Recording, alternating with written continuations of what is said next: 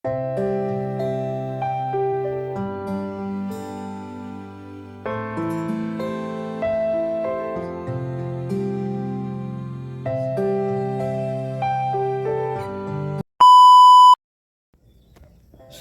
ito nga video guys ay nasakit po si Bibi. So, ang ginawa po ngayon sa aking nanay ay sa Bisaya pa ito guys kasi 1 week na yung lagnat niya, paulit-ulit, pabalik-balik na yung lagnat ni Bibi. So, ang ginawa naming paraan, tuob na lang baka ano sa kuan. Lagyan namin ng dukot at soft drinks at saka yelo. Ano pang mga nilagay namin sa kaldero para ipaano, kabibi, ipatuob. Hindi ko alam kung sa Tagalog kung ano ang tuob sa Tagalog. Sa Bisaya, tuob. So, nalagnat po si Bibi guys. So, 1 week na. 1 week na kapin. So, gusto ko sana ipa-check up. Kaso, busy po tayo sa ating panghanap buhay. So, ito na lang ginawa natin guys. Ay, tuob na lang po. Kung sakali sa awa na Pinoon maulian siya, anindot kayo guys. Salamat sa Ginoo kung maulian. Sugda na siya og taklob og habol.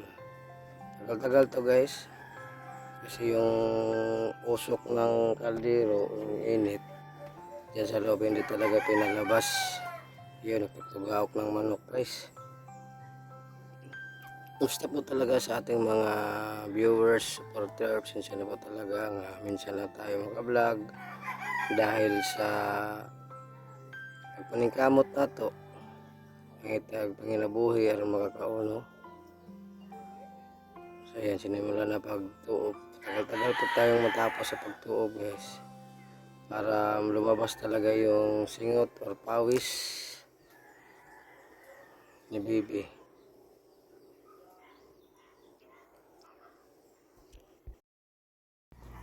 Guys, maraming salamat talaga sa inyong suporta, no? Ito, nakarecord tayo na voice over tayo pero yung ano natin, manok, maingay yung manok natin sa record. Still lang, you know. So, pasensya na talaga kayo guys na minsan lang tayo maka-upload ng video dahil busy po tayo sa ating mga anak buhay para makakain po yung pamilya. Ayan. Tuob na hindi po talaga namin pinapasok yung hangin, pinalabas yung hangin, yung usok sa galing sa loob para masapo po talaga ni Bibi yung init doon sa loob para lumabas talaga yung ano niya, mawis or singa.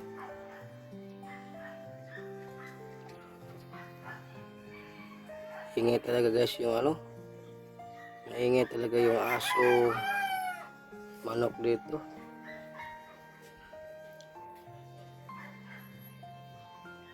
Ayan ninyo guys, no, kahit nagkatrabaho tayo, upload pa rin tayo ng video kasi sayang yung YouTube natin, sayang din yung ano natin, mga viewers hindi makapanood sa ating mga vlog.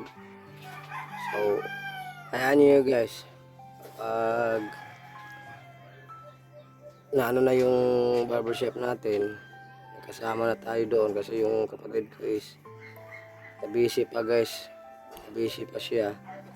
So pag may kasama na tayo doon sa ating barbershop, pwede na tayo maka-vlog minsan. Sa ngayon ay mapopokus muna tayo mga ilang araw. Nandoon na yung kasama natin, maka-vlog na po ako, makikita na kayo guys ng mga bagong upload kasi maraming nag-chat sa atin. Tsaka hayaan nyo guys, no? So mag-ipon muna ako ng pangayuda, bigas kasi importante yung bigas para mayo ng vlog po tayo kasi ngayon wala tayong budget, no, pambili ng ayuda kaya nag-stop na tayo sa ating pag-vlog. Kasi marami nang humingi sa akin ng ano, sir, tulong kasi may kapitbahay kami ng ganito, gano'n.